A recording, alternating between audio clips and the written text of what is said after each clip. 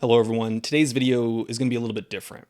Myself and many others in Sonoma County, the county that I live in California, are currently in a position where we could potentially lose our ability to get a CCW, a concealed carry weapons permit. We're going to talk a little bit about why it's important, and we're going to talk a little bit about the idea of compliance with laws regarding your rights to protect yourself, but we're going to do that at the end. I'm going to talk a little bit about the situation, the laws in the state of California, what's going on, and why we are potentially in this weird area where we could lose a right. And we'll talk about the ideas of if you could actually lose a right at the end. But so the situation we're in right now, in the state of California, every single county, the county sheriff has the ability to determine what is considered good cause for getting a concealed carry weapons permit in the state of California. If your county issues you a permit, you can carry anywhere in the state of California and in any of these states that recognize a California permit. County by county is going to be different. As the sheriff gets elected or retires, you are then in a situation where you are in limbo to determine whether or not the next sheriff that will be elected will honor your right to conceal carry a firearm. A lot of you might be saying, well, why would you want to carry a firearm? Well, personal protection is one. We've seen in the last year, especially in Sonoma County, if you've been here since 2017 when you experienced the Sonoma County firestorm. Many people during that period of time experienced what it was like to call 911 and hear the operators or the people on the other end say, we will not be able to protect you. We will not be able to get there. We will not be able to respond. And for many people, that was an eye-opener. I myself worked in a gun store, B2 Enterprises, back from 2015 to 2018 before they closed. During the 2017 firestorm, we opened up on Tuesday because it was, I believe, Monday at around 11, or I guess Sunday at 11 p.m., Monday in the middle of the night, in the early morning, when the fires happened. And we were closed that day because everyone was scrambling. I remember the fear of, driving on Petaluma Hill Road thinking, because I lived in South Santa Rosa at the time, got a call from a friend saying, hey, North Santa Rosa is on fire. I think, okay, got plenty of time. Got all my guns, got all my important documents, things that I didn't want to get stolen. I was less concerned about them being damaged. I just didn't want those things to get stolen if someone were to loot it. Driving down Petaluma Hill Road, I see a photographer on the right taking a photo, thinking, it's 4 a.m. What is this guy taking a photo of on Petaluma Hill Road?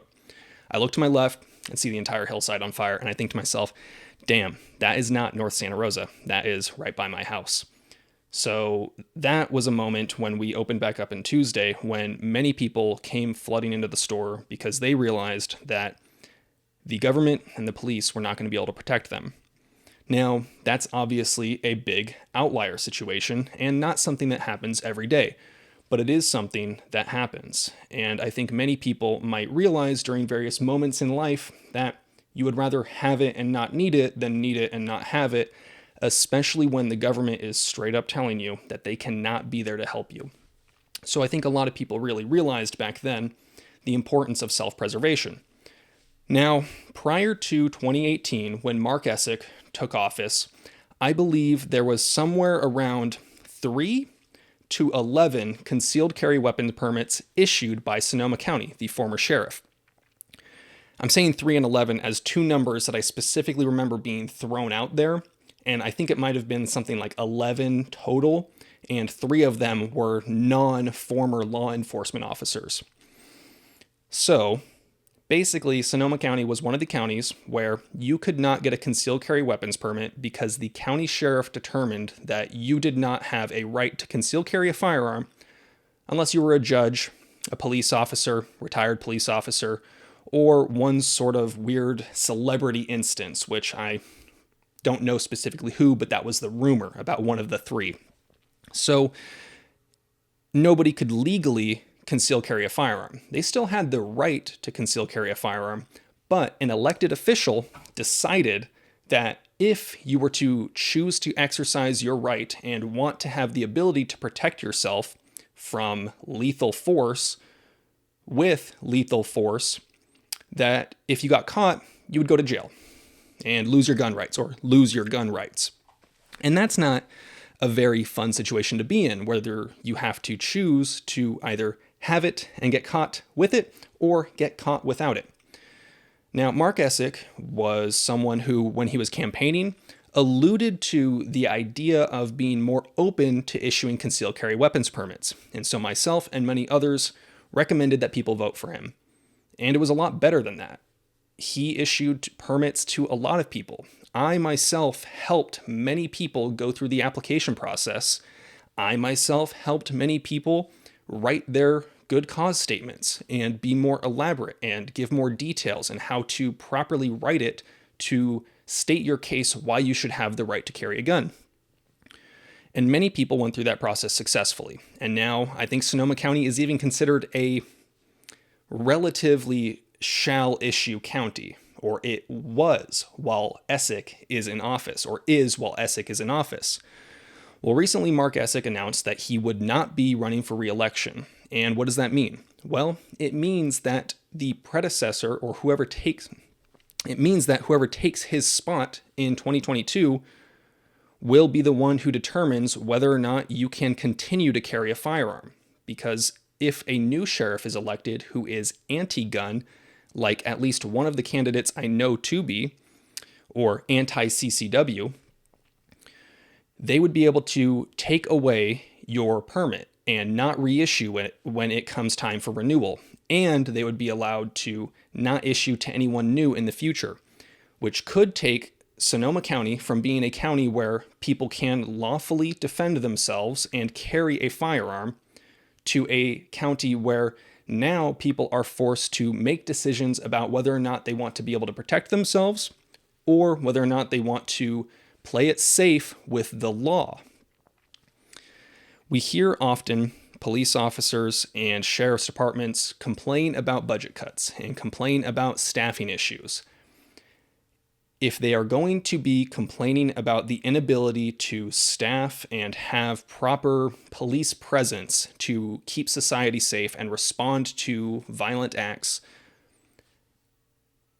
if they're going to be complaining about that, they can't also say that the police will be there to protect you, that the police will be the ones to respond, that you shouldn't have the ability to carry a firearm to protect yourself like the law enforcement officers do. And it seems like that's a big thing in the law enforcement community from the higher ups, is that they believe that you should just call the police. Well, what about the times when you call the police and the police say they can't help you? I think this is a big deal. And my issue right now is we have 3 candidates. One of them, who was actually recommended or endorsed by Mark Essick, is Eddie Ingram. I'm hearing rumors as if he would be more likely to be on the same page with concealed carry weapons permits as Mark Essick, but we haven't heard a solid statement from him yet. Dave Edmonds is another option. I've heard that he is not for concealed carry weapons permits, and that is concerning to me. I saw a statement from him mentioning that he would consult with other law enforcement professionals and other county sheriffs to determine a best practices, and that he would not be as for CCWs as Essick was, because he believed that Essick was only doing it to gain popularity, and he believes that it didn't work. That's concerning for me. I don't want to have to state my case to someone who is going to fundamentally disagree with the idea that I should just be able to carry a firearm to protect myself without having to show any specific need. Now, there are court cases at the Supreme Court that the oral arguments were recently heard, and all of this might be a completely moot point, but it currently isn't. The state of California right now still allows the county sheriff to determine who can and who can't exercise their rights to protect themselves. Carl Tenenbaum is another option, and we haven't heard him make any specific statement. My goals going forward, because I could be in a position, and many other people could be in a position, where they wouldn't be able to legally or lawfully carry a firearm, is to reach out to these candidates and determine who would be the best course of action for the gun rights group, or the people who wish to have the means to protect themselves. I know it's a strange concept to some people, And I would love to engage in more conversations with people who might be on the other side, specifically because this is a very small community that we could potentially have a big impact on. I'm going to be reaching out to these candidates, hopefully getting a statement from them. If they're on our side, I would love to be able to endorse one. If they're not, I would love to be able to have more conversations with them and work with them to help them understand where we're coming from.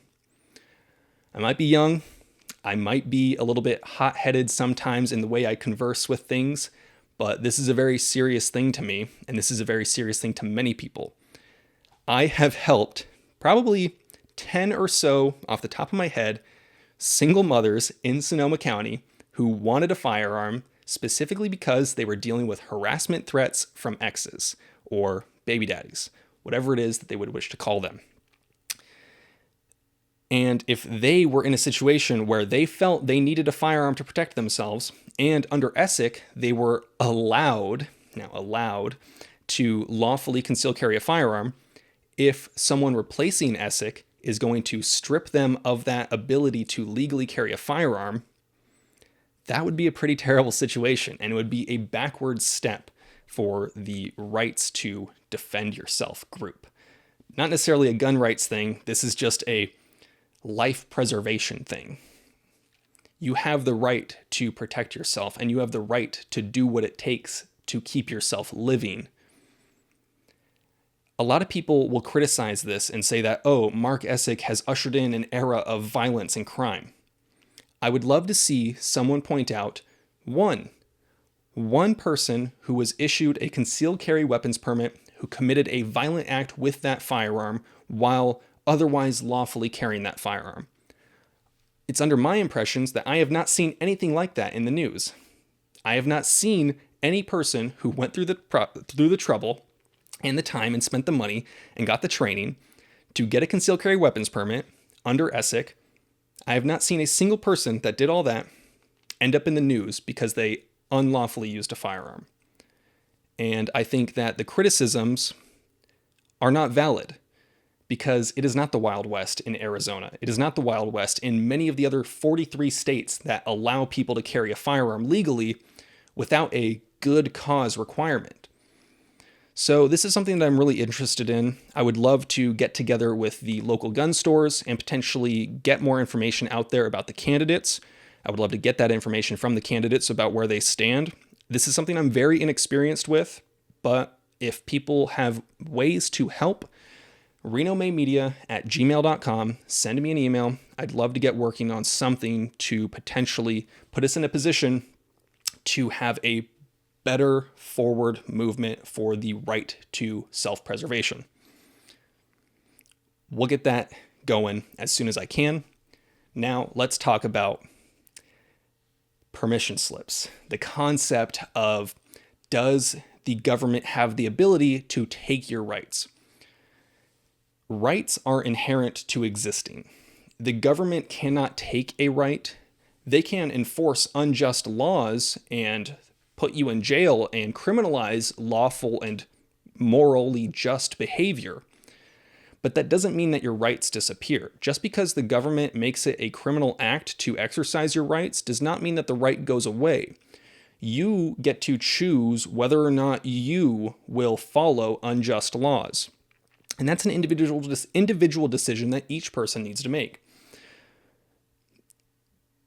It would be much better, though, for the average person who might just want to play it safe to have a legal and lawful means to protect themselves. And this is the people who will be affected.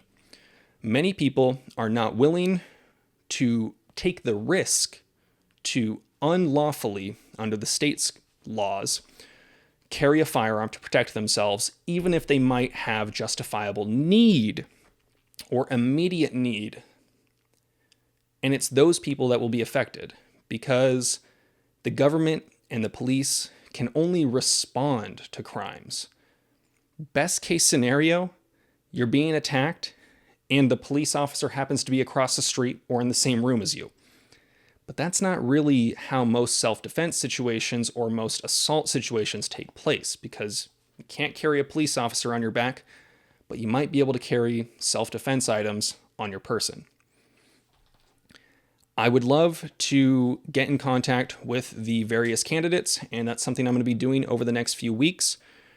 I believe Essick's term is up in July, but don't quote me on that. I got to look at the actual information. We're seeing more candidates recently come forward, as Essick has announced recently, I believe in September, early October, that he was no longer going to be running for re-election. So this is an ongoing and currently updating situation, but it's something that I want to get on top of and get active with. Thank you, everyone. You know the drill. Have fun, be safe, stay dangerous. Peace.